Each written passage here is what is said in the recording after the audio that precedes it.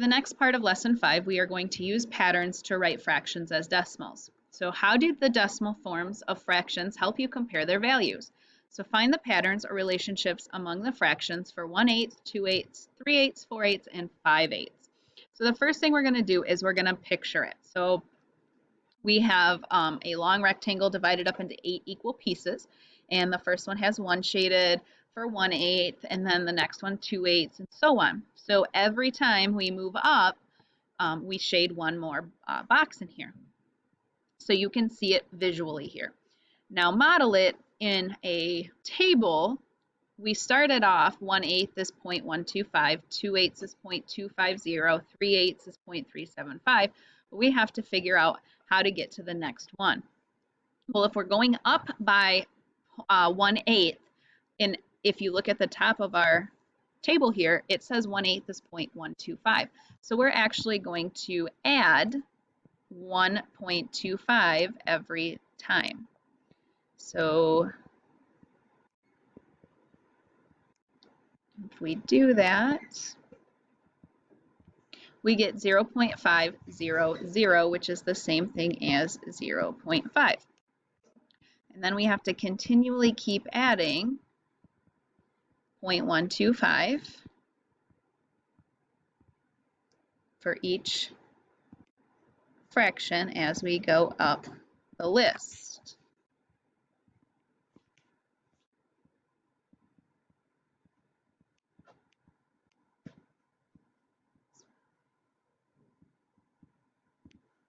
And 6/8 would be 0.75. We do not need that 0 at the end.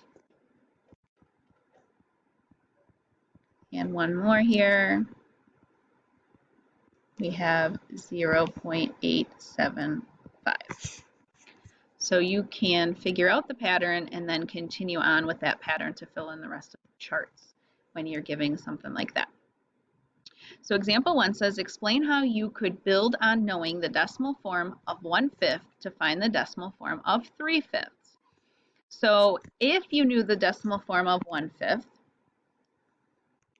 which I do, it is 0.2 or 2/10. How could we go from 1/5 to 3/5? Well, how many fifths am I adding on? I'm adding on 2 more. So I have to add on 2 more 2/10. So 0.2 plus 0.2 plus 0.2 is going to give us 0.6. So we could easily move from 1/5 up to 3/5. Now, if you didn't want to do it that way, you could always divide, and most of the time I don't get a positive reaction when I tell people they have to divide with fractions. So I'm going to guess you want to work with your fractions if possible this way. Now example 2, Isaiah knows the decimal for 1/4 is 0.25. Explain how he could find the decimal for 5/4. Well, how many more fourths is 5/4? Well, it's 5 more. So we could do one of two things. We could add 0.25 together 5 times, or we could multiply 0.25 by 5.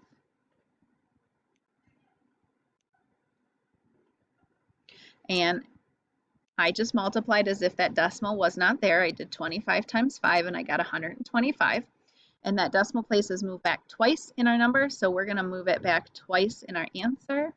So it would really be 1.25.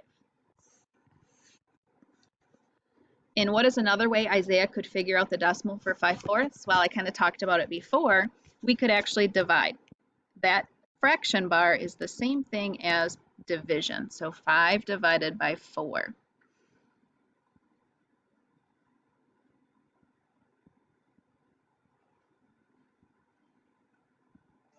We're going to have to add a decimal and a 0 there. 5 goes into 4 0 times. Uh-oh, I think I made a mistake, because isn't 5/4 more than 1? Maybe I should have flipped it around. Maybe I should have done 4 on the outside and 5 on the inside.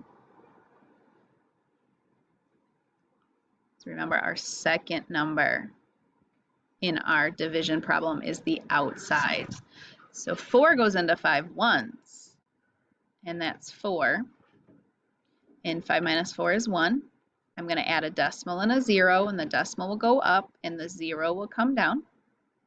4 goes into 10 twice. 4 times 2 is 8. Subtract, I get 2. Add another 0 to bring down. 4 goes into 25 times. So our decimal for 5/4 is 1.25. And if you look back, that's exactly what we got when we multiplied it by 5 up there. Now, I made a mistake, and that's okay. I wanted to show you that mistakes help you learn. So if you make a mistake, I don't want you to give up. You need to keep trying and figure out what's going on and what's a better way to go about your problem. Now, if you really get stuck and you're not sure what to do, then of course ask for help, but it's okay to make mistakes.